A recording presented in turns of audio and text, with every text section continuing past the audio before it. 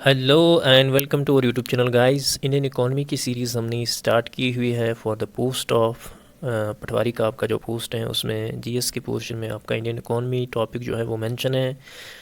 तो इस सीरीज़ को हम कंटिन्यू करके आज का लेक्चर 9 रहेगा। आज का जो टॉपिक रहेगा that will B poverty and unemployment. अब ये जो पॉवर्टी एंड अनएम्प्लॉयमेंट ये तो आपका एक तो आपके पटवारी में भी आएगा, पटवारी एग्ज़ाम में भी आएगा इंडियन इकोनॉमी में। दूसरा आपका जो फीमेल सुपरवाइज़र का पोस्ट है उसमें भी ये टॉपिक मेंशन है। तो this topic is for both supervisor as well as Patwari post. तो आपका जो स्पेशलाइजेशन पार्ट है उसमें आपका यूनिट 4 जो है उसमें ये मेंशन है ये topic poverty and unemployment. So this video is for all those aspirants जो सुपरवाइज़र के लिए भी प्रिपेयर कर रहे हैं एंड फॉर ऑल दोज जो पटवारी पोस्ट के लिए भी प्रिपेयर कर रहे हैं and this is for all competitive exams. जितने भी कम्पिटिटिव एग्ज़ाम है, चाहे GK SSB हो या नेशनल लेवल के एग्ज़ाम हो जिसमें इंडियन इकोनॉमी मेंशन हो, तो ये उस सभी के लिए ये टॉपिक रहेगा। तो इस टॉपिक में हम पॉवर्टी एंड अनएम्प्लॉयमेंट डिस्कस करेंगे विथ 20 MCQs जिसमें डिटेल्ड एक्सप्लेनेशन होगी ईच एंड एवरीथिंग। जो भी कुछ पॉवर्टी एंड एम्प्लॉयमेंट में आएगा वो हम कवर करेंगे इस वीडियो में। तो जितने भी एस्पायरेंट्स इस वीडियो को पहली बार देख रहे हैं, इस वीडियो को ज़्यादा से ज़्यादा शेयर कीजिए और हमारे चैनल को सब्सक्राइब ज़रूर कीजिए। तो जितने भी एस्पायरेंट्स इस वीडियो को पहली बार देख रहे हैं, इस वीडियो को ज़्यादा से ज़्यादा शेयर कीजिए और हमारे चैनल को सब्सक्राइब ज़रूर कीजिए। और इसके अलावा हमने सुपरवाइज़र पोस्ट के लिए सुपरवाइज़र, पटवारी एज वेल एज़ आपका जो जूनियर असिस्टेंट का पोस्ट है, तो उसमें हमने जो है कंप्यूटर पे मॉक सीरीज़ स्टार्ट की हुई है जिसमें ऑलरेडी 9 मॉक जो है अपलोड हो चुके हैं। तो आप वहाँ पे अपनी प्रैक्टिस जो है कंप्यूटर सेक्शन की कर सकते हो। उसमें मैंने जितना भी आपका सिलेबस है, चाहे इन तीनों पोस्ट्स का हो या चाहे GK SSB का कोई भी एग्ज़ाम हो आपका जिसमें कंप्यूटर पोर्शन जो है मेंशन हो आपके सिलेबस में, तो उन सभी एग्ज़ाम्स के लिए आप उस मॉक सीरीज़ को है अटेम्प्ट कर सकते हो। उसके अलावा हमने MCQ कम रिवीजन सीरीज़ इससे पहले स्टार्ट की थी, तो उसमें हमने अराउंड 150 के MCQs डिस्कस किए थे and those MCQs were the most important MCQs from the exam perspective. आप वहाँ पे भी जो है उन MCQs को वहाँ पे जो है अटैम्प्ट कर सकते हो। तो अपनी नॉलेज चेक करने के लिए या प्रैक्टिस के लिए या सिलेबस का रिवीजन आपको करना होगा तो वहाँ से आप कर सकते हो। तो इसके अलावा हमने जो है आपका जो GS पार्ट आता है general knowledge with special reference to JNK, तो उस पर भी हमने सीरीज़ स्टार्ट की हुई है। कल हमने जो है पहला वीडियो उस पर अपलोड किया हुआ है, तो इंशाल्लाह वो सीरीज़ भी चलेगी। तो जितने भी एस्पायरेंट्स इन सभी पोस्ट्स के लिए प्रिपरेशन कर रहे हैं, प्लीज़ उन वीडियोस को एक बार गो थ्रू कीजिए। आपको डिस्क्रिप्शन में उन सभी वीडियोस की लिंक मिलेगी। तो स्टार्ट करते हैं आज का वीडियो, आज का लेक्चर। तो from the question number 1 we have when we talk of poverty in country we mean by. जब भी हम पॉवर्टी की बात करते हैं कंट्री में, ठीक है, जब भी हम पॉवर्टी टर्म यूज़ करते हैं तो उसका क्या माने होता है, whether it is absolute poverty, whether it is relative poverty, whether it is both A and B, whether it is none of above, ठीक है। एक्चुअली पॉवर्टी जो है there are various definitions related to poverty. तो जितने भी मतलब world bank ने एक डेफिनेशन दी है, ठीक है, तो ऐसे ही देयर आर वेरियस और we can say the organizations who have given their own meaning of poverty, ठीक है। तो पॉवर्टी का यूजुअली जो मतलब होता है that is deprivation in wellbeing, ठीक है, डिप्राइवेशन इन वेलबींग। तो जो बेसिक नेसेसिटीज़ ऑफ लाइफ है अगर आप उन चीज़ों से महरूम हो that is poverty, that is poverty, ठीक है। जितनी भी आपकी बेसिक चीज़ें जो हैं ज़िंदगी गुजारने के लिए, if you are deprived from those then you will be called a poor, that is the dictionary meaning of what we can say poverty, ठीक है। तो इस पॉवर्टी के जो हैं दो टाइप्स हैं, one is absolute poverty and another is we have relative poverty, ठीक है, रिलेटिव पॉवर्टी। अब एब्सोल्यूट पॉवर्टी किसको कहते हैं, ठीक है। तो there has been different criteria जिस पे हम बोल सकते हैं कि दिस पर्सन इज़ पुअर, ठीक है। And one of the what we can say criteria is income criteria, ठीक है, इनकम क्राइटेरिया। अगर आपके पास मिनिमम इनकम है so that you can maintain your livelihood, ठीक है, या आपके पास उतनी हाउस होल्ड इनकम नहीं है कि आप अपनी जो है नेसेसरी लेवल के जो खर्चात हैं उनको मेंटेन कर सकते, बेसिक लिविंग ऑफ स्टैंडर्ड, ठीक है। तो जो स्टैंडर्ड इनकम पे होता है उसको एब्सोल्यूट पॉवर्टी कहते हैं, ठीक है, उसको एब्सोल्यूट पॉवर्टी कहते हैं, ठीक है। आपकी इनकम जो है it is below a necessary level, ठीक है, आपकी इनकम जो है नेसेसरी लेवल से भी कम है so that you can maintain your basic living standard, जैसे जिसको आम ज़ुबान में कहते हैं रोटी कपड़ा और मकान, ठीक है। वो चीज़ें आपको इतनी इनकम है कि आप इन चीज़ों को जो है अफोर्ड नहीं कर पाते हो अच्छे से। तो that is known as absolute poverty. उसके बाद है रिलेटिव पॉवर्टी। रिलेटिव पॉवर्टी आती है जब भी हम कंपैरिजन करते हैं on the basis of per capita income. For example USA का for example per capita income है 1 लाख US डॉलर, ठीक है। इंडिया का है फॉर एग्जांपल हम मान के चलेंगे 50,000 रुपीज़, ठीक है।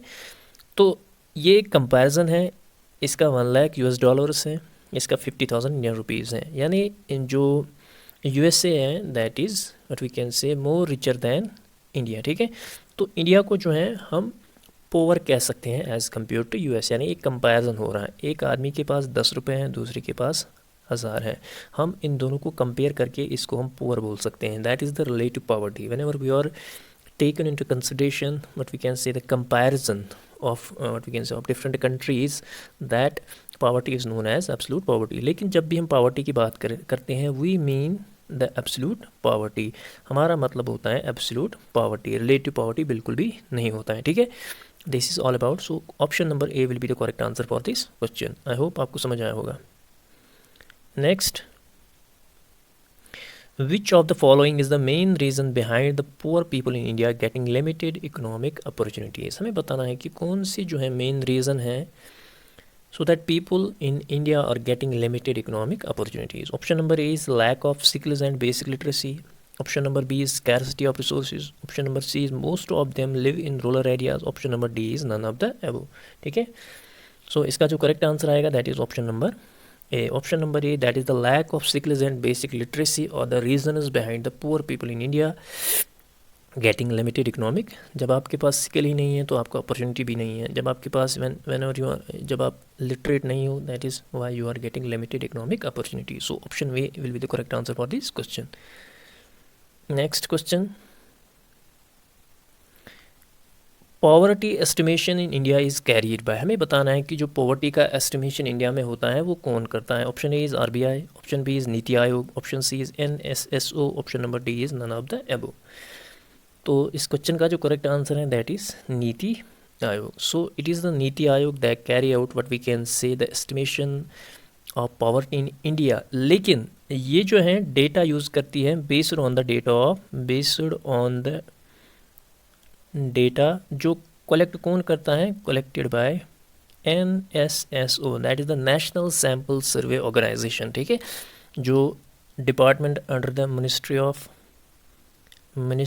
Of statistics and programme implementation है, प्रोग्राम इम्प्लीमेंटेशन, जिसको MOSPI कहते हैं शॉर्ट फॉर्म में, MOSPI। So it is the Niti Aayog that estimates the poverty in India, but on the basis of the data that is collected by the National Sample Survey Organization under the Ministry of Statistics and Program Implementation, ठीक है। दूसरी बात जो है, जो India में जो है पॉवर्टी लाइन जो है उसको एस्टिमेट किया जाता है on the basis of consumption expenditure, on the basis of consumption expenditure, न कि इनकम, नॉट ऑन इनकम। यहाँ जो पॉवर्टी जो है, पॉवर्टी लाइन जो एस्टिमेट की जाती है इंडिया में वो कंजप्शन एक्सपेंडिचर पे की जाती है, न कि आपकी इनकम पे, ठीक है। तो एक पर्सन को हम पुअर तभी कह सकते हैं जब उसका एक्सपेंडिचर लेवल जो है below a specific poverty line होगा, उसी को हम poor below the poverty line कहेंगे, ठीक है। नॉट इनकम का एस्टिमेशन नहीं होता है, इनकम एस्टिमेशन यहाँ पे नहीं है, यानी इनकम पे जो है आप पॉवर्टी लाइन एस्टिमेट नहीं करते हो। सो क्वेश्चन नंबर 3 का जो करेक्ट आंसर आएगा that is Niti Aayog. It is the नीति Aayog that estimate is the poverty in India. Next question,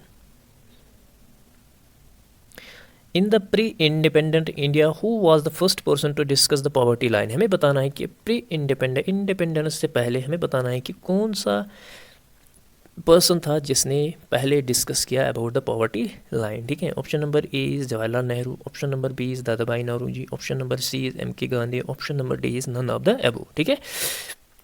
तो जो प्री इंडिपेंडेंट इंडिया है that is it was the Dada Bhai Naoroji जिसने जो है first concept of poverty discuss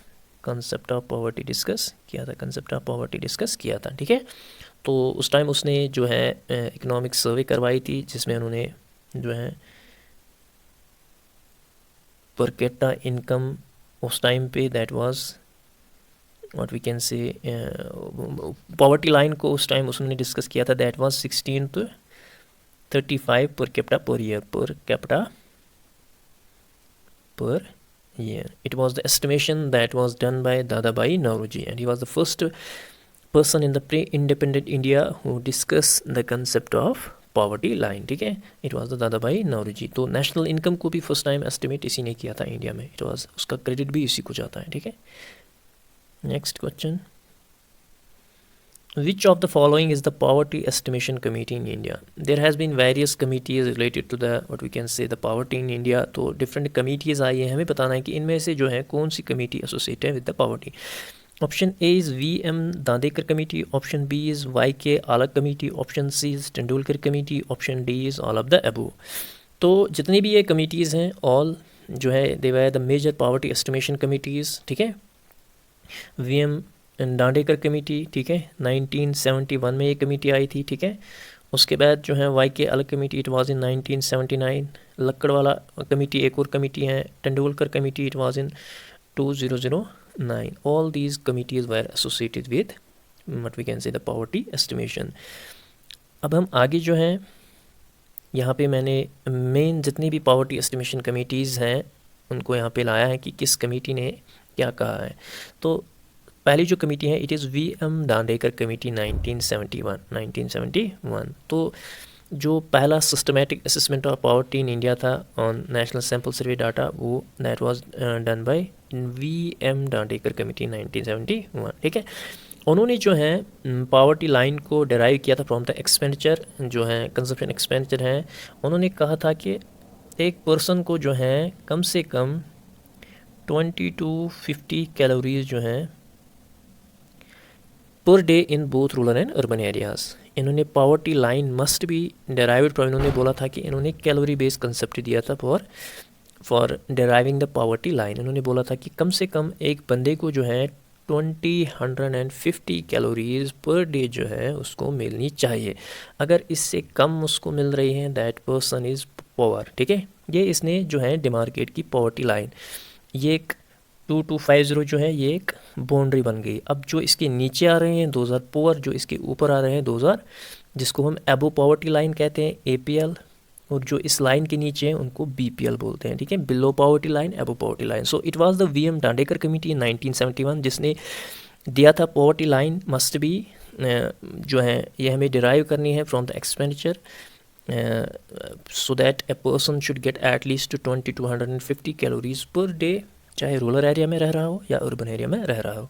so it was the VM Dandekar committee. ठीक है, उसके बाद नेक्स्ट कमेटी जो है YK अलग कमेटी. ठीक है, YK अलग कमेटी जो है जो ऑप्शनल पॉवर्टी लाइन थी दैट वाज जो है इन्होंने दी थी. इट वाज द अलग कमेटी वाज द फर्स्ट जिन्होंने जो है that come with the optional poverty line. ठीक है, तो इन्होंने जो है इन्होंने भी कंसेप्ट दिया था कैलोरी बेस पे ही. उन्होंने कहा था कि there must be 2100 calories, but उन्होंने रखा था ये अर्बन एरियाज़ के लिए.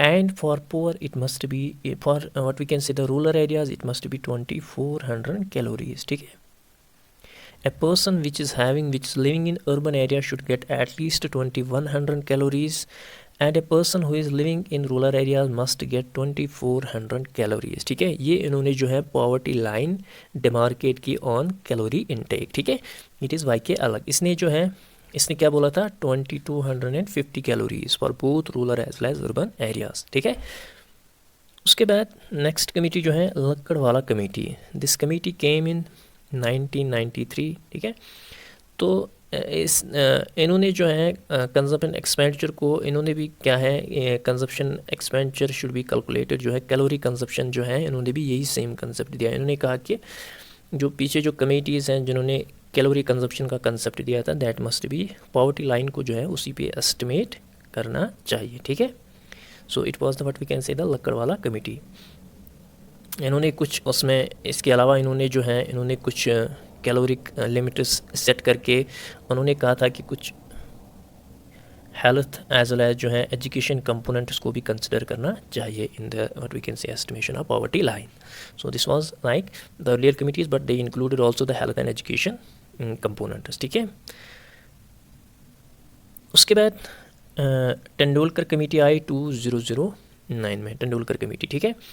इन्होंने जो है पावर्टी को जो है पावर्टी लाइन को जो है डिमार्केट किया on the basis of per capita per month, ठीक है, पर कैपिटा पर मंथ, ठीक है।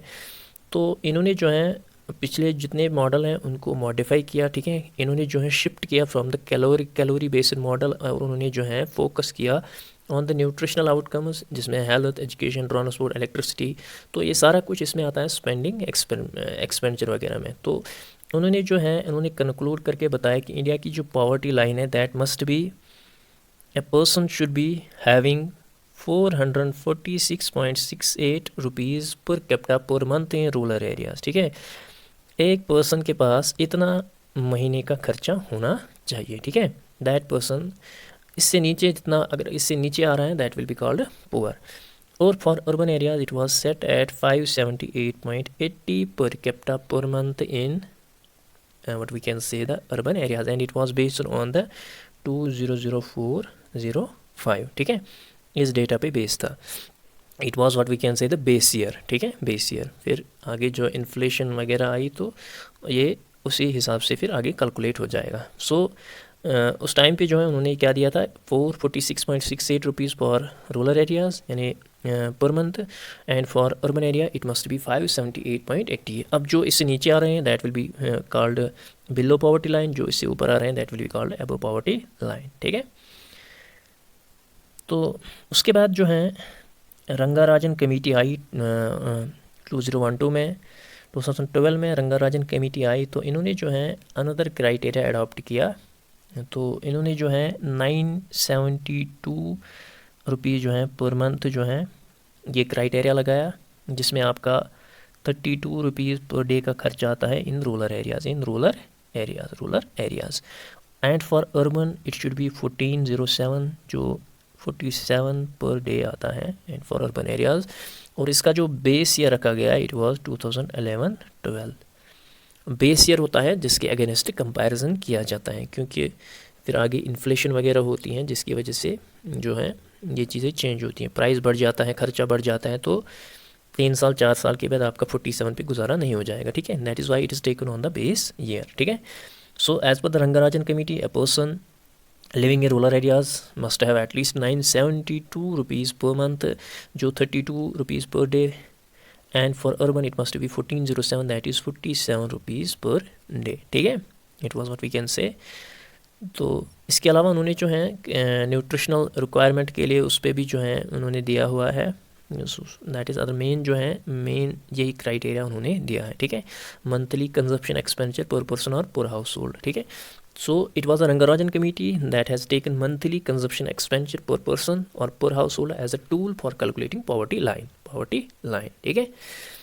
तो आखिरी जो कमेटी है this is the Arvind Panagariya committee and this was in 2015 जो है ये actually he was then what we can say vice chairman of NITI Aayog at that time and a 14-member task force under NITI Aayog जो इसके अंडर उस टाइम जो है काम कर रहे थे।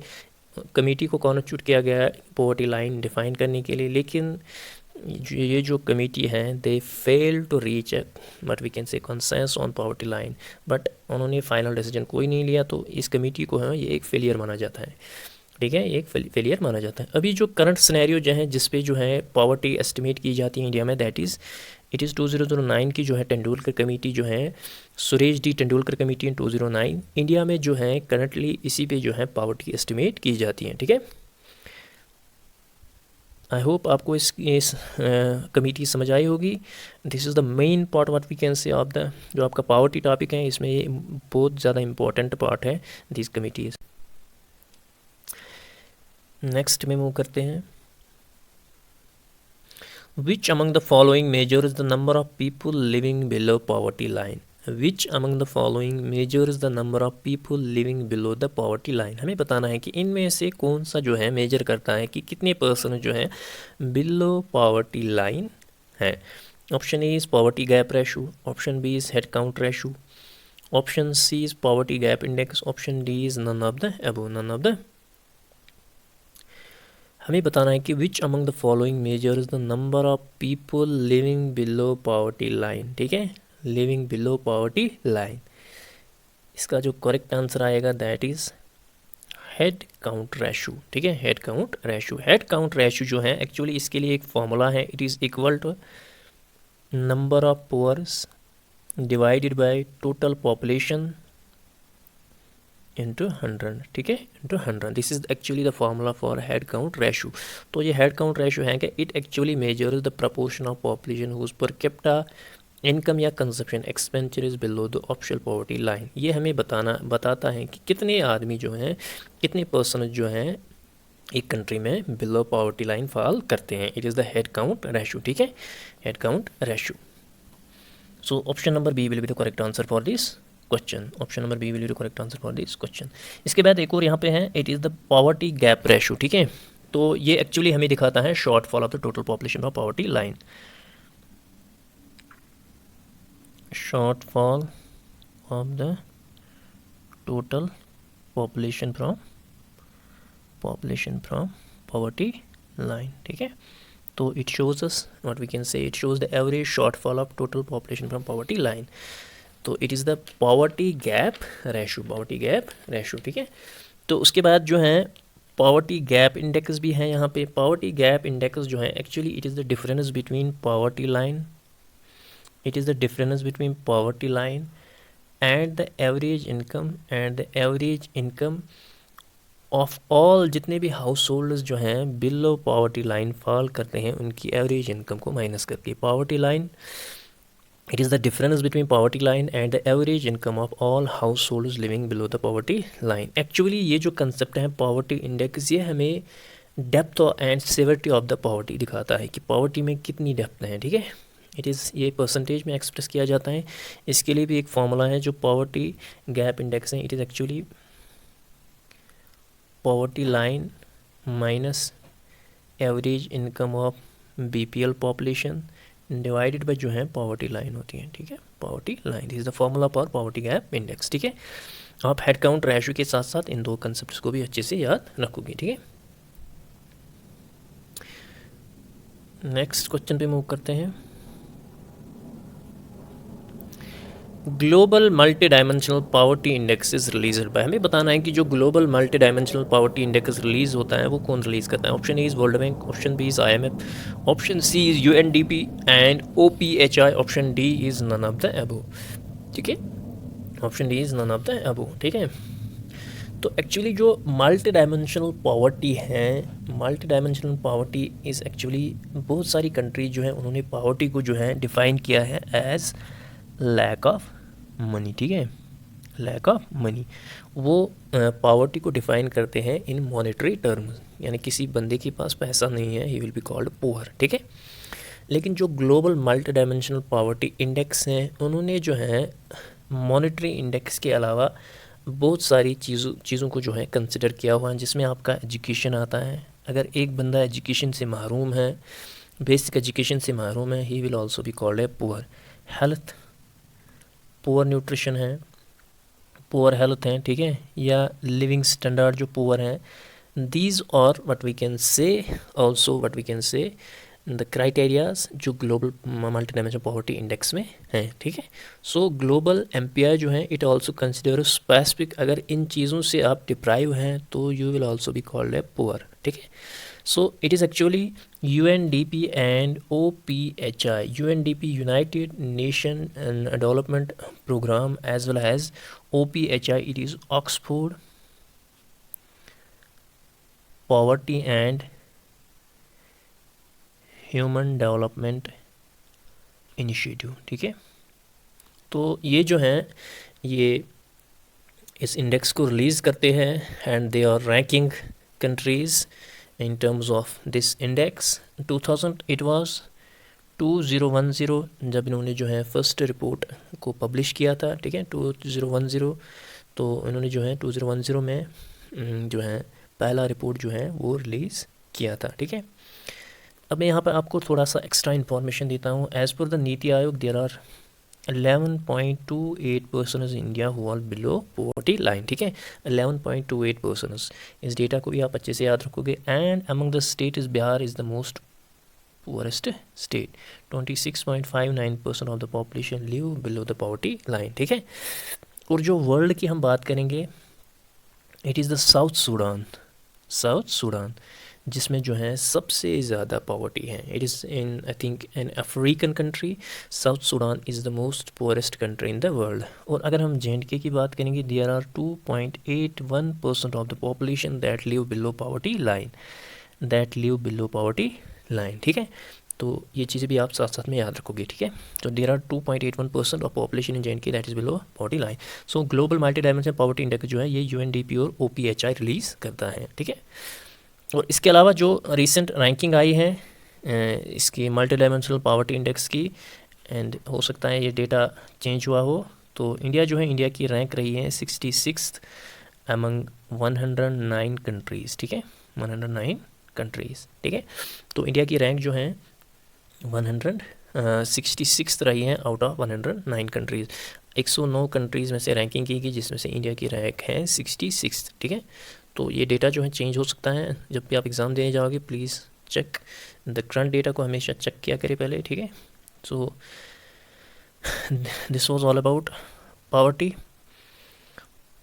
Next question, which among the following is the poverty elevation programme in India. हमें बताना है कि इनमें से कौन सा प्रोग्राम जो है गवर्नमेंट की तरफ से आया हुआ है जिसका मकसद था गरीबी हटा. ठीक है, poverty elevation. Option A is IRDP, option B is Annapurna scheme, option C is NRLM, option number D is all of the above.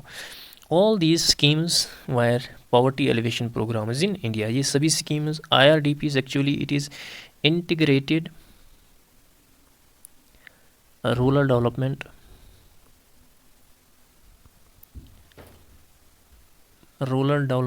program. ठीक है, rural development program. ये स्कीम जो है 1978-79 में आई थी, तो एंड इट वाज यूनिवर्सलाइज्ड 1980 में इसको किया गया था. तो इसका जो है मेन एम जो था दैट वाज प्रोवाइडिंग असिस्टेंस जितने भी रूरल पुअर पीपल हैं, तो इन द फॉर्म ऑफ उनको सब्सिडीज़ या bank credit for employment, productive employment opportunities के लिए दिया जाता था. ठीक है, सब्सिडीज़ वगैरह. It was IRDP. इसके अलावा अन्नपूर्णा स्कीम जो है, दिस स्कीम जो है ये आई थी आई थिंक इन 2000 में आई थी, 1999 और 2000. ये इसका जो मेन मकसद था that was to provide food to दो सीनियर सिटीजन्स जो अपना ख्याल नहीं रख सकते हैं. जितने भी सीनियर सिटीजन्स हैं जो अपना ख्याल खुद नहीं रख सकते हैं, तो वो cannot take care of themselves जो हैं, और जो national old age pension scheme के अंडर नहीं आते थे. ठीक है, तो उनको जो है 10 kgs of free food grains मिलता था per month, and this was what we can say this was the Annapurna scheme. उसके अलावा है NRLM स्कीम. ठीक है, it is national rural livelihood mission. ठीक है, नेशनल रूरल लिवलीहुड मिशन. ठीक है, लिवलीहुड मिशन. ठीक है, नेशनल रूरल लिवलीहुड मिशन. तो this scheme was also about what we can say about the poverty elevation program in India. ठीक है, so all of the above will be the correct answer for this question. ठीक है, जो NRLM आई थी, ये आई थी I think in 2011 आई थी, 2011 में. इसमें NRLM भी है और इसमें national what we can say national urban livelihood mission भी है. रूरल भी है और अर्बन भी है. ठीक है, तो ये जो है 2011 में आई थी. तो इसका मेन मकसद जो है एम्प्लॉयमेंट अपॉर्चुनिटीज़ जितने भी रूरल पुअर लोग हैं उनको प्रोवाइड करना, उनको जॉब्स प्रोवाइड करना. तो इसका जो है इसका मेन मकसद यही था. तो इन सभी स्कीम्स का जो मेन मकसद था दैट वाज पॉवर्टी एलिवेशन. ठीक है, इन सभी प्रोग्राम्स का. अब यहाँ पे मैंने जो मेन इम्पॉर्टेंट प्रोग्राम जो हैं इंडिया में जो पॉवर्टी एलिवेशन के लिए हैं वो मैंने यहाँ पे लाए हैं. इंटीग्रेटेड रूरल डेवलपमेंट प्रोग्राम जो अभी मैंने आपको बोला था IRDP 1978-79 में आया था. उसका जो मेन मकसद था it was to provide assistance to rural people. उसके बाद अन्नपूर्णा, जितने भी सीनियर सिटीजन्स हैं जो अपना ख्याल खुद नहीं रख सकते और जो national old age pension scheme में नहीं आते हैं, तो उनको जो है 10 kgs of free food grains per month मिलता था. उसके बाद संपूर्ण ग्रामीण रोज़गार योजना, तो इसका जो मेन मकसद था दैट वाज वेज एम्प्लॉयमेंट. ठीक है, veg employment and it was the creation of durable जितने भी economic infrastructure in rural areas हैं उस सबको प्रोवाइड करना। इसके बाद NRLM जो है नेशनल रूरल लिवलीहुड मिशन, तो इसका भी यही मकसद था कि रूरल पोर को जो है जॉब्स वगैरह प्रोवाइड करना। उसके बाद प्रधानमंत्री कुशल विकास योजना, ठीक है, ये 2011 में आई थी। और संपूर्ण ग्रामीण रोजगार योजना जो है दिस वाज ऑल अबाउट, इसका जो मेन मकसद था दैट वाज वेज एम्प्लॉयमेंट। उसके बाद प्रधानमंत्री कुशल विकास योजना, प्रधानमंत्री कुशल विकास योजना जो है ये 2015 में आई थी and it focused on what we can say the जो लेबर मार्केट वगैरह है, स्पेशली जो क्लास 10th या 12th के ड्रॉप आउट्स थे तो उनको हेल्प करना। उसके बाद प्रधानमंत्री जनधन योजना जो है 2014 में आई थी और इसका जो है मेन एम था दैट वाज प्रोवाइडिंग, ये एक्चुअली बैंक अकाउंट्स खोलना था, तो उसमें जो है डायरेक्ट बेनिफिट्स ट्रांसफ़र किए जाते थे, जितनी भी सब्सिडीज़ वगैरह पेंशन इंश्योरेंस वगैरह हैं वो डायरेक्टली उनके अकाउंट में जाते थे। तो उसके बाद है नेशनल न्यूट्रिशन मिशन, ठीक है, NNM, तो ये 2018 में जिसको पोषण अभियान के तहत लाया गया था। तो इसका मेन मकसद जो था जितने भी अंडर न्यूट्रिशन लोग हैं तो उनको न्यूट्रिशनल स्टेटस, जितने भी चाइल्ड जो है मॉल न्यूट्रिशन है तो उनको जो है उनको न्यूट्रिशन प्रोवाइड करना। So all these schemes were the poverty elevation programme in India and you must remember these. तो क्वेश्चन जो है मेनली इन्हीं में से आता है, ठीक है। Next question, which of the following is the cause of unemployment in India. हमें बताना है कि इनमें से कौन सा कॉज जो है unemployment in India. Unemployment in India का मेन कॉज क्या है? Option A is population, option B is seasonal employment in agriculture, option C is limited land holding, option D is all of the above, ठीक है। There are several causes of unemployment in India and among those all these are, ये तीन भी main काज जो है unemployment in India के। तो so all of the above will be the correct answer for this question. There is population, inadequate state support, low education level या vocational skills नहीं है लोगों के पास, ठीक है, या एम्प्लॉयबिलिटी फैक्टर्स हैं, या पॉपुलेशन ग्रोथ का ज़्यादा बढ़ना है, लिमिटेड लैंड होल्डिंग्स हैं, या सीजनल एम्प्लॉयमेंट होना, यहाँ पे ज़्यादा एग्रीकल्चर है जो सीजनल है। तो these are all what we can say the causes of unemployment in India. So option number D will be the correct answer for this question. Next question, what type of unemployment is found in India? हमें पता है कि India में किस type की unemployment पाई जाती हैं। Option A structured unemployment, option B seasonal unemployment, option C is disguised unemployment, option D is all of the above, ठीक है। तो अनएम्प्लॉयमेंट जो है ये एक सिचुएशन है जिसको हम कहेंगे अनएम्प्लॉयमेंट एक्चुअली सिचुएशन। तो सिचुएशन जो है इसमें एक पर्सन जो है ये जॉब के लिए विलिंग होता है, काम के लिए विलिंग होता है, लेकिन इसके पास अपॉर्चुनिटी नहीं होती है, ठीक है। ये काम करना चाहता है लेकिन इसको काम मिलता नहीं है, दैट इज़ अनएम्प्लॉयमेंट, ठीक है। इस टर्म को जो है अनएम्प्लॉयमेंट कहा जाता है, ठीक है। This is unemployment, basic meaning of unemployment, ठीक है। तो there are various types of unemployment in India. तो ये सारी जो है इंडिया में फाउंड होते हैं। तो चाहे स्ट्रक्चर्ड हो, सीजनल हो, डिस्क्यूज हो, ये हम आगे डिस्कस करेंगे। स्ट्रक्चर्ड अनएम्प्लॉयमेंट है क्या, सीजनल है क्या, डिस्क्यूज अनएम्प्लॉयमेंट है क्या। सो all of that will be the correct answer for this question, ठीक है। अब मैं यहाँ आपको जो है टाइप्स ऑफ अनएम्प्लॉयमेंट, एक टाइप जो होता है दैट इज़ साइक्लिकल अनएम्प्लॉयमेंट, इन सबको आपको याद रखना है अच्छे से। तो जो साइक्लिक फ्लक्चुएशंस होती हैं इकोनॉमी में, यानी अप्स एंड डाउन्स जो होते हैं इकोनॉमी में, अप्स एंड डाउन्स जो होते हैं इकोनॉमी में, तो जिसकी वजह से जो है अनएम्प्लॉयमेंट होती है that is cyclic employment. For example Covid की वजह से बहुत सारे जो हैं जॉब्स लॉस हुए, ठीक है, that was what we can say cyclic unemployment. Economy में जितने भी अप्स एंड डाउन्स आते हैं that is boom and depression आते हैं, ठीक है, तो इट इज़ साइक्लिक अनएम्प्लॉयमेंट, ठीक है। ये दूसरा जो है, ये पहला जो था। अब दूसरा जो है it is frictional unemployment, frictional unemployment. Frictional employment जो है it is the result of voluntary employment transition, economy में होता है, ठीक है, जो natural what we can say occur होता है। तो फ्रिक्शनल एम्प्लॉयमेंट जो है ये नेचुरली होती है इकोनॉमी में, ठीक है। वर्कर जो है जॉब लीव करते हैं ताकि वो दूसरी जॉब को जो है उससे अच्छी जॉब फाइंड करे, that is frictional unemployment, that is frictional employment. It is actually जब वर्कर जो हैं they choose to leave their job in search of new ones, तो जो है that type of unemployment is known as, ये temporary type होती हैं क्योंकि बाद में जो है नए आते हैं तो they are entering the workforce for the first time, ठीक है, दैट इज़ फ्रिक्शनल अनएम्प्लॉयमेंट। उसके बाद है सीजनल, तो जो है सीजनल अनएम्प्लॉयमेंट जो है, सीजनल अनएम्प्लॉयमेंट जो है जो सीज़न की वजह से होती हैं। जैसे फॉर एग्ज़ाम्पल आइसक्रीम जो है, कोई आइसक्रीम बेचता है, ठीक है, ये एक सीज़न में उसको काम मिलता है, ठीक है। तो this is what we can say seasonal unemployment, ठीक है। तो बाद में जो है सर्दी में तो ये नहीं बेच सकता, that is why he remains unemployed in that period, so it is the seasonal unemployment, ठीक है। तो जितने भी एम्प्लॉय जो हैं आइसक्रीम फैक्ट्रीज़ में काम कर रहे होते हैं, तो उनका एक सीज़न होता है जिसमें उनको काम मिलता है, ठीक है।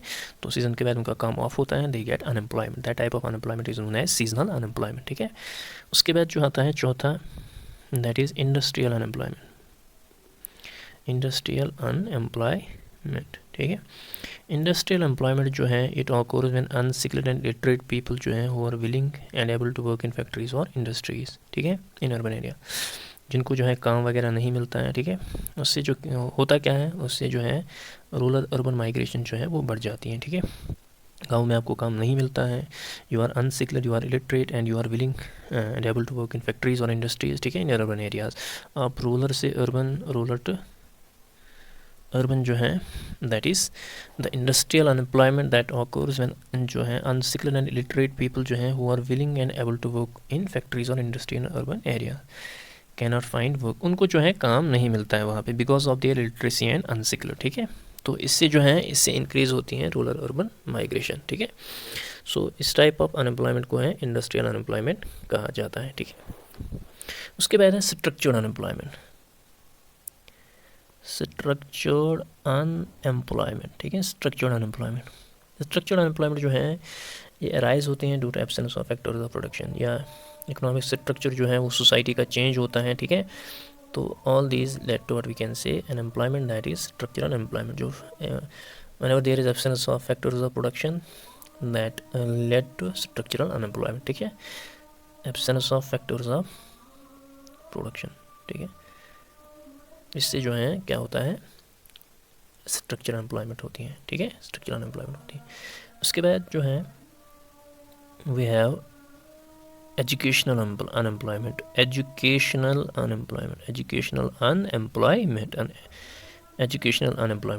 एम्प्लॉयमेंट जो है जब एजुकेटेड यूथ जो हैं they are unable to find appropriate jobs जो इनकी सूटेबिलिटी होती हैं as per their class as per their qualifications तो हैं, उनको जो है सूटेबल जॉब नहीं मिलती हैं, that led to the educational unemployment. उसके बाद मेन और अहम जो टाइप ऑफ अनएम्प्लॉयमेंट है दैट इज़ डिसगाइज्ड अनएम्प्लॉयमेंट। तो ये क्वेश्चन जो है एग्ज़ाम में अक्सर दिखता है, और ये डिसगाइज्ड अनएम्प्लॉयमेंट जो है जब आप ये आपका फील्ड है, यहाँ आप फॉर एग्ज़ाम्पल 10 पर्सन काम कर रहे हैं, तो आपका जो आउटपुट है वो 10 यूनिट्स आता है, ठीक है। अब आपने यहाँ पे एक्स्ट्रा एक बंदा लगाया तो यहाँ पे 11 पर्सन, आपका कॉस्ट बढ़ गया, लेकिन जो आउटपुट है वो सेम का सेम ही है, आपको कोई फ़ायदा नहीं मिला। इसका मतलब है कि इस एडिशनल अब जो पर्सन आपने ऐड किया उसको एम्प्लॉय किया, उसका कंट्रीब्यूशन जो है ज़ीरो है, उसका कंट्रीब्यूशन जो ज़ीरो है।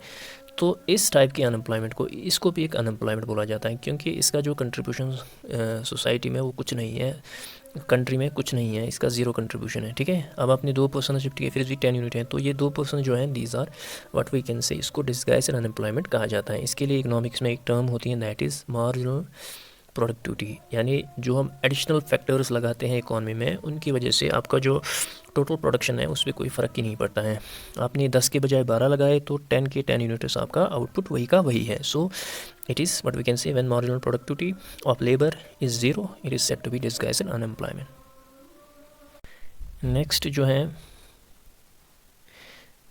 Next is which type of unemployment has the marginal productivity of workers as zero. अभी मैं आपको बता रहा था कि whenever there is marginal productivity of worker zero, तो उस टाइप के अनएम्प्लॉयमेंट को disguised unemployment, and it is one of the features of what we can say Indian economy, ठीक है। तो यहाँ पे जो है डिसगाइज्ड अनएम्प्लॉयमेंट पाई जाती हैं इंडियन इकोनॉमी में। So option number C will be the correct answer. I hope आपको डिसगाइज्ड अनएम्प्लॉयमेंट समझ आया होगा। मार्जिनल प्रोडक्टिविटी क्या है, जो हम एक्स्ट्रा लेबर लगाते हैं उसका कंट्रीब्यूशन ज़ीरो होता है, ठीक है, that is disguised unemployment. Next question, who among the following measures unemployment in India. हमें बताना है कि इंडिया में जो है अनएम्प्लॉयमेंट कौन मेजर करता है, ठीक है, अनएम्प्लॉयमेंट को कौन मेजर करता है, ठीक है। Option number A is RBI, option number B is Niti Aayog, option C is NSSO, option number D is none of the above, ठीक है, नन ऑफ द अबव। तो इस क्वेश्चन का जो करेक्ट आंसर आएगा that is it is the national sample survey organisation that is NSSO, जो मैंने पहले भी डिस्कस किया हुआ है, under the ministry of statistics and programme implementation. Mostly जो है वो मेजर करते हैं unemployment in India, unemployment in India. So NSSO is the correct answer for this question. ये मेजर करते हैं unemployment in India, unemployment in India. तो थोड़ा सा डेटा जो है एज़ पर जो 2024 का डेटा है, देयर आर 8.1% इन जो है इंडिया में that are living below the what we can sorry that are unemployed, ठीक है, जो अनएम्प्लॉयड है 8.1% of the population are unemployed in India. और as per their data Haryana जो है, हरियाणा में सबसे ज़्यादा जो है मैक्सिमम अनएम्प्लॉयमेंट है, दैट इज़ 34.5% हरियाणा में है, ठीक है। उसके बाद राजस्थान में 28.8% अनएम्प्लॉयमेंट है। उसके बाद बिहार वो है 21.1%। उसके बाद as per their data it is the JNK that is on the 4th position 15.6%।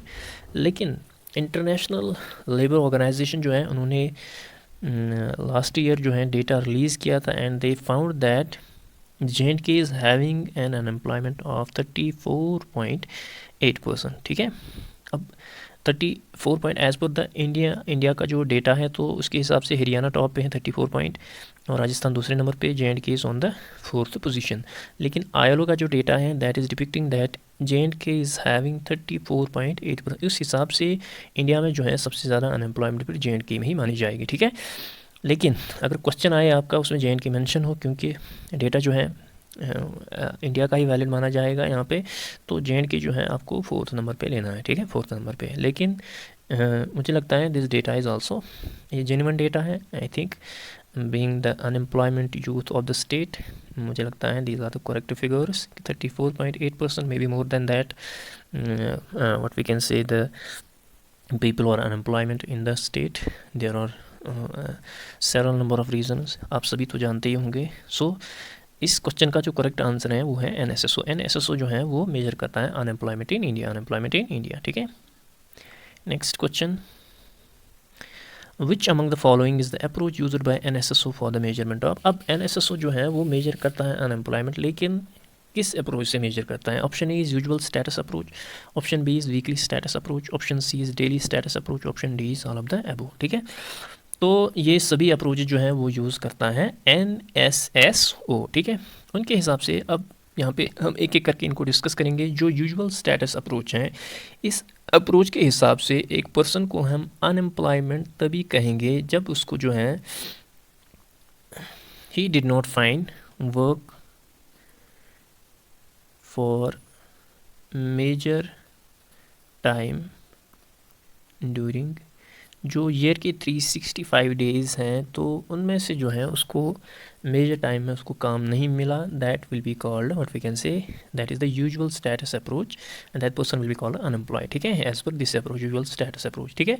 So this approach considers only those persons are unemployed who did not have work for major time during 365 days, ठीक है। तो उसके बाद जो है weekly status approach, ठीक है, weekly status approach. Weekly status approach में क्या है, इस अप्रोच से उस पर्सन को अनएम्प्लॉयड कहा जाएगा who did not have gainful work, जिसको जो है काम नहीं मिला, even for an hour on any day during week, हफ्ते के जो 7 दिन है उसको जो है दिन में 1 घंटा भी काम नहीं मिला, that will be called unemployed as per the weekly status approach, ठीक है।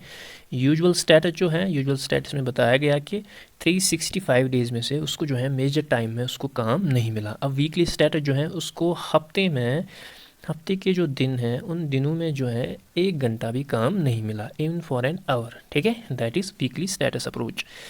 उसके बाद जो है that is daily status approach. Daily status approach जो है, इस अप्रोच से जो है बताया जाता है कि उस पर्सन को जो अनएम्प्लॉयड कंसिडर किया जाता है जिसको जो है 1 घंटा भी काम नहीं मिला फॉर ए डे, ठीक है। दिन में जो है उसको 1 घंटा भी काम नहीं मिला, that will be called an unemployed. So all these approaches are used by what we can say the NSSO for the measurement of unemployment in India, ठीक है, unemployment in India. I hope आपको ये तीनों approach जो हैं समझ आए होंगे। नेक्स्ट क्वेश्चन पे मूव करते हैं। विच among the following states has the highest unemployment rate in India? Option A is Haryana, option B is Rajasthan, option C is Bihar, option D is none of the above. मैं आपको अभी बता रहा था कि as per the data of what we can say NSSO, it is the Haryana that is topping, उसके बाद जो है राजस्थान दूसरे नंबर पे है, बिहार तीसरे नंबर पे है और JNK आपका जो है चौथे नंबर पे आता है। तो इसमें से जो है हाईएस्ट अनएम्प्लॉयमेंट हरियाणा में है, it is I think 34.5%. So option number A will be the correct answer for this question. Next question पे मूव करते हैं। Which among the following is the popular way of measuring income inequality? हमें बताना है कि इनमें से कौन सा जो है पॉपुलर मेजर है जिससे इनकम इनइक्वालिटी को मेजर किया जाता है। Option A is Laffer curve, option B is Gini coefficient, option C is Phillips curve, ठीक है। मैं आपको यहाँ पे बताऊँ, it was actually the Lorenz curve. Lorenz curve जो है, ये कर्व जो है ये 1906 में मार्क्स लॉरेंस ने दी थी। तो ये हमें एक कर्व बताती हैं कि कितनी प्रपोर्शन ऑफ पॉपुलेशन जो है अर्न करती हैं। How it shows the proportion of what we can say proportion of income earned by percentage of population। ये कर्व जो है ये हमें बताता है कि कितनी प्रपोर्शन ऑफ इनकम जो है अर्न करती हैं कितनी percentage of population. For example मैं आपको यहाँ पे आपको बताऊँगा कि 70% ऑफ पॉपुलेशन जो है उनके पास वर्ल्ड की 20% इनकम है, ठीक है, लाइक दैट, ठीक है। It is the Lorenz curve. ये डेटा जो है ये हमें लॉरेंस कर्व देता है, ठीक है। अब इसी लॉरेंस कर्व को जो है इसके थ्रू जो है फिर गिनी कोएफिशिएंट यूज़ किया जाता है जो मेजर करता है इनकम इनइक्वालिटी को, ठीक है, इनकम इनइक्वालिटी को, ठीक है। ये एक्चुअली गिनी कोएफिशिएंट जो है ये डिराइव हुआ है from the Lorenz curve. Guinea coefficient is actually derived from the Lorenz curve. अब ये फॉर एग्जांपल 70% पॉपुलेशन अगर 70% ऑफ पॉपुलेशन अगर उनके पास 20% ही इनकम है, ठीक है, और जो 30% पॉपुलेशन है उनके पास वर्ल्ड की 80% इनकम है। So there is inequality, income inequality. अब इस इनइक्वालिटी को कैसे मेजर किया जाता है? That is it is the Gini coefficient, that is the most popular way of measuring income inequality. इसमें क्या होता है, इसने एक स्केल दी है, ठीक है, फ्रॉम 0 to 100, ठीक है, 0 to 100। ये क्वेश्चन बहुत इंपॉर्टेंट है, 0 to 100, ठीक है। अब अगर गिनी कोएफिशिएंट 0 आया तो इसमें जो है देयर इज़ परफेक्ट इक्वालिटी, ठीक है। अगर आपकी 10% पॉपुलेशन है उनके पास 10% इनकम भी है, ठीक है, it is the perfect equality. अगर 100 है, ठीक है, 100 है तो इसका मतलब है देयर इज़ परफेक्ट इनइक्वालिटी, सो जो है इनकम जो है बिल्कुल इनइक्वली डिस्ट्रीब्यूट हुई है। और इंडिया का जो स्कोर है in the Gini coefficient it is 35.91, ठीक है। अब इंडिया जो है, अब कहेंगे देयर इज़, अगर 0 होता there would have been perfect equality, so there is also what we can say that income inequality in India also, ठीक है। तो लॉरेंस कर्व जो है वो शो करता है percentage of total income earned by percentage of population. उसी curve से जो है गिनी कोएफिशिएंट डिराइव हुआ है जो हमें इनइक्वालिटी को मेजर करता है, ठीक है। इस इनइक्वालिटी को मेजर करता है through the Gini coefficient on a scale of 0 to 100। So India का जो स्कोर है दैट इज़ 35.91%। सो यहाँ पे भी इनकम इनइक्वालिटी है इंडिया में, ठीक है। So option B will be the correct answer for this question. Next question, situation in which a person is employed in a job which is not commensurate with his or her qualifications, skill and experience। हमें बताना है कि एक person जो है unemployed और we can से employed है जॉब में, लेकिन उसके जो स्किल्स और क्वालिफिकेशंस हैं वो मैच नहीं हो रहे हैं उसके जॉब से, ठीक है। फॉर एग्जांपल मैं आपको यहाँ पे बताऊँ कि जो है PhD होल्डर जो है क्लर्क जॉब कर रहा है, ठीक है, क्लर्क जॉब कर रहा है। अब PhD होल्डर जो है इसकी स्किल्स और एक्सपीरियंस जो है he should have a higher job profile, ठीक है। क्लर्क के लिए आपको PhD डिग्री नहीं चाहिए, यू मस्ट बी ए 10+2 और with we can say maximum graduate होना चाहिए। सो दिस पर्सन जो है वो एक अपनी लोअर लेवल की जॉब कर रहा है। There is a term in economics for this, that is इस सिचुएशन जिसमें एक पर्सन जो है एम्प्लॉयड है, उसको जॉब है, लेकिन उसकी जो स्किल्स और क्वालिफिकेशन है वो उसके साथ मैच नहीं हो रहे हैं। This term is known as underemployment in economics. इसको जो है अंडर एम्प्लॉयमेंट कहा जाता है, ठीक है, अंडर एम्प्लॉयमेंट कहा जाता है। तो option number B will be the correct answer for this question, ठीक है। Next question, which among the following programmes is related to employment and skill development in India. हमें बताना है कि इनमें से कौन सा प्रोग्राम जो है रिलेट है employment and skill development in India. There has been unemployment को कम करने के लिए there has been various programmes launched by government of India. तो हमें बताना है कि इनमें से कौन कौन सा जो है प्रोग्राम है रिलेट एम्प्लॉयमेंट के रिलेटेड जो है। Option A is national food security mission, option B is MG NREGA, option C is PMKVY, option D is all of the above. And you must remember all these are what we can say the programs related to employment and skill development in India, ठीक है। इनका जो main मकसद था that was to eradicate what we can say the poverty as well as unemployment in India. So all of the above will be the correct answer for this question, ठीक है। अब यहाँ पे जो है मैंने डिफरेंट प्रोग्राम्स जो हैं इंडिया ने लॉन्च किए हैं फॉर स्किल डेवलपमेंट एंड जो एम्प्लॉयमेंट के लिए। तो उनमें से पहला प्रोग्राम जो है that is national food security mission, national food security mission, and this was launched in 2007, 2007-8 में इसको लॉन्च किया गया था प्रोडक्शन इंक्रीज़ करने के लिए of rice, wheat and pulses, ठीक है। तो ये स्कीम जो है 100% सेंट्रली स्पॉन्सर्ड स्कीम थी, ठीक है। तो उसमें बाद में जो है कोरस सीरियल्स को भी इंक्लूड किया गया 2014-15 में, ठीक है। तो this was the national food what we can say security mission. उसके बाद स्किल डेवलपमेंट प्रोग्राम, ठीक है। स्किल डेवलपमेंट प्रोग्राम जो है इसका जो मेन एम था that was upgradation of 500 million people under work force. जो ऑलरेडी एम्प्लॉयड लोग हैं उनको जो है स्किल्स जो है न्यू स्किल्स प्रोवाइड करना 500 मिलियन पीपल, 500 मिलियन पीपल, ठीक है। उसके बाद NCSD, ठीक है, that is national council on skill development. तो इनका भी यही मकसद था कि लोगों जो है स्किल ट्रेनिंग वगैरह प्रोवाइड की जाए, ठीक है, in rural urban areas, so that what we can say जो पॉवर्टी है, अर्बन पॉवर्टी या रूरल पॉवर्टी है, या जो लेबर एंड एम्प्लॉयबिलिटी प्रॉब्लम है उसको कम किया जाए, ठीक है। So this was also about this scheme. उसके बाद है प्रधानमंत्री कुशल विकास योजना। प्रधानमंत्री कुशल विकास योजना जो है it was actually demand driven and reward based skill. उसमें जो है उस ट्रेनिंग के तहत जो है इस स्कीम के तहत जो है ट्रेनिंग दी जाती थी। तो इसका जो मेन मकसद था जो 10th और 12th ड्रॉप आउट यूथ्स थे उनको स्किल ट्रेनिंग प्रोवाइड करना so that they can find some job, ठीक है।